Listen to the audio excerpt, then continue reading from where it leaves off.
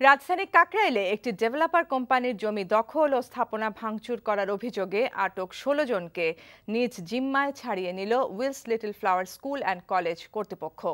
জমি দখল না করা, ভেঙে ফেলা দেয়াল ও সাইনবোর্ড পুনর্নির্মাণের মুচলেকা দেওয়ার পর Wills Little Flower School and কলেজের অধ্যক্ষের জিম্মায় তাদের ছেড়ে দেয় পুলিশ। যে কোনো ধরনের গোলযোগ এড়াতে পুলিশ মোতায়েন রয়েছে উদ্ধার হওয়া জমিতে, আরও জানাচ্ছেন শফিক শাহিন।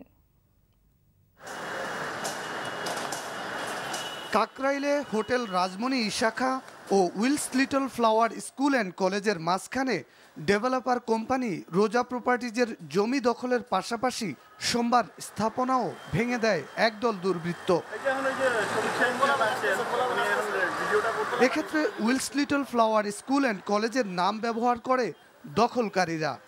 এ নিয়ে গণমাধ্যমে সংবাদ প্রচারের কয়েক ঘন্টার মধ্যেই রাতে অবৈধ দখলকারীদের বিরুদ্ধে অভিযানে নামে রমনা থানা পুলিশ। ১৬ জনকে আটকও করে তারা। ভেঙে দেয়া হয় দখলকারীদের তোলা সীমানা প্রাচীর। মঙ্গলবার ১৬ জনকে ছাড়িয়ে নিতে রমনা থানায় যান Wills Little Flower School and কলেজের অধ্যক্ষ আবুল হোসেন।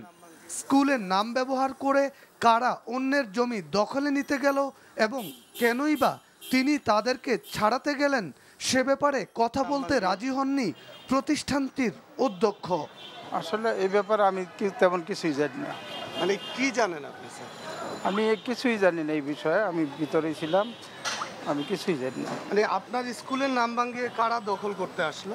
না, আমি তো স্কুলেই দখল করতে গিয়েছি। এক কথাই তো বললাম যে আমি ভিতরে ছিলাম, এই বিষয়ে আমি কিছু জানি না। রমনা থানার ভারপ্রাপ্ত কর্মকর্তা মশিউর রহমান জানান, ৩টি শর্তে আটককৃতদের Wills Little Flower School and কলেজের অধ্যক্ষের জিম্মায় দেওয়া হয়েছে।